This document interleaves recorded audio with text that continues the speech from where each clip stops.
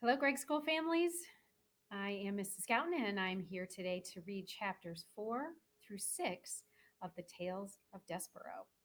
So make sure you have your books with you, and you should be on page 26. Chapter 4. Enter the Pea. Despereaux's brothers and sisters soon abandoned the thankless task of trying to educate him in the ways of being a mouse. And so Despereaux was free. He spent his days as he wanted. He wandered through the rooms of the castle, staring dreamily at the light streaming in through the stained glass windows. He went to the library and read over and over again the story of the fair maiden and the knight who rescued her. And he discovered, finally, the source of the honey sweet sound. The sound was music. The sound was King Philip playing his guitar and singing to his daughter, the Princess P, every night before she fell asleep. Hidden in the hole in the wall of the princess's bedroom, the mouse listened with all his heart. The sound of the king's music made Despereaux's soul grow large and light inside of him. Oh, he said, it sounds like heaven. It smells like honey. He stuck his left ear out of the hole in the wall so that he could hear the music better. Then he stuck his right ear out so that he could hear better still. And it wasn't too long before one of his paws followed his head, and then another paw, and then, without any real planning on Despereaux's part, the whole of him was on display, all in an effort to get closer to the music. Now, while Despereaux did not indulge in many of the normal behaviors of mice, he did adhere to one of the most basic and elemental of all mice rules: do not ever, under any circumstances, reveal yourself to humans. But the music, the music, the music made him lose his head and act against the few small mouse instincts he was in possession of. And because of this, he revealed himself. And in no time at all, he was spied by the sharp eyed Princess P. Oh, Papa, she said, look, a mouse. The king stopped singing. He squinted. The king was nearsighted. That is, anything that was not right in front of his eyes was very difficult for him to see. Where? Said the king. There, said Princess P. She pointed. That, my dear P, is a bug, not a mouse. It is much too small to be a mouse. No, no, it's a mouse. A bug, said the king, who liked to be right. A mouse, said the P, who knew that she was right. As for Despereaux, he was beginning to realize that he had made a very grave error. He trembled, he shook, he sneezed, he considered fainting. He's frightened, said the P. Look, he's so afraid he's shaking. I think he was listening to the music. Play something, Papa. A king? Play music for a bug? King Philip wrinkled his forehead. Is that proper, do you think? Wouldn't that make this into some kind of topsy-turvy, wrong-headed world if a king played music for a bug? Papa, I told you. He's a mouse, said the P. Please. Oh, well, if it will make you happy, I, the king, will play music for a bug. A mouse, corrected the P. The king adjusted his heavy gold crown. He cleared his throat. He strummed the guitar and started to sing a song about stardust. The song was as sweet and light shining through The song was as sweet as light shining through stained glass windows, as captivating as the story in a book. Despereaux forgot all his fear. He only wanted to hear the music.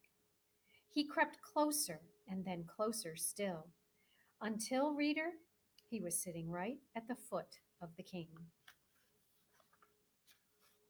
Chapter 5. What Furlough Saw. The Princess P looked down at Despereaux. She smiled at him.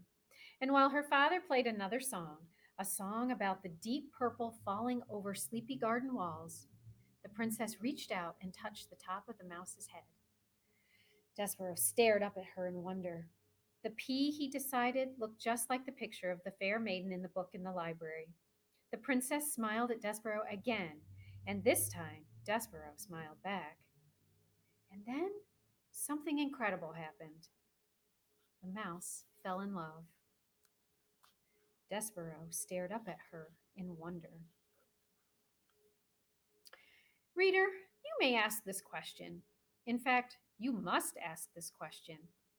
Is it ridiculous for a very small, sickly, big eared mouse to fall in love with a beautiful human princess named P? The answer is yes. Of course, it's ridiculous. Love is ridiculous. But love is also wonderful and powerful. And Despereaux's love for the Princess P would prove in time to be all of these things: powerful, wonderful, and ridiculous. You're so sweet, said the princess to Despereaux. You're so tiny. As Despereaux looked up at her adoringly, Furlough happened to scurry past the princess's room, moving his head left to right, right to left, back and forth.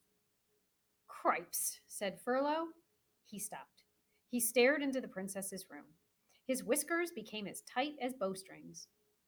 What Furlough saw was Despereaux Tilling sitting at the foot of the king. What Furlough saw was the princess touching the top of his brother's head.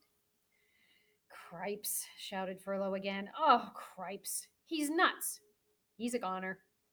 And executing a classic scurry, Furlough went off to tell his father, Lester Tilling, the terrible, unbelievable news of what he had just seen. Chapter 6.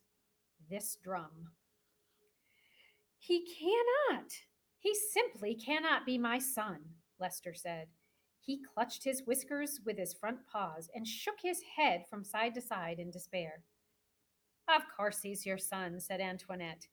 What do you mean he is not your son? This is a ridiculous statement. Why must you always make the ridiculous statements? You, said Lester, this is your fault. The French blood in him has made him crazy. C'est moi, said Antoinette. C'est moi? Why must it always be I who takes the blame? If your son is such the disappointment, it is as much your fault as mine. Something must be done, said Lester. He pulled on a whisker so hard that it came loose. He waved the whisker over his head. He pointed it at his wife. He will be the end of us all, he shouted, sitting at the foot of a human king. Unbelievable! Unthinkable! Oh, so dramatic, said Antoinette. She held out one paw and studied her painted nails. He is a small mouse. How much of the harm can he do? If there is one thing I've learned in this world, said Lester, it is that mice must act like mice, or else there is bound to be trouble. I will call a special meeting of the Mouse Council. Together we will decide what must be done. Oh, said Antoinette, you and this Council of the Mouse. It is a waste of the time, in my opinion. Don't you understand? Shouted Lester. He must be punished. He must be brought up before the tribunal. He pushed past her and dug furiously through a pile of paper scraps until he uncovered a thimble with a piece of leather stretched across its open end. Oh, please, said Antoinette. She covered her ears. Not this drum of the Council of the Mouse. Yes, said Lester, the drum. He held it up high above his head, first to the north, and then to the south, and then to the east, and then to the west. He lowered it and turned his back to his wife, and closed his eyes, and took a deep breath, and began to beat the drum slowly. One long beat with his tail, two staccato beats with his paws. Boom, tat-tat. Boom, tat-tat. Boom, tat-tat. The rhythm of the drum was a signal for the members of the Mouse Council.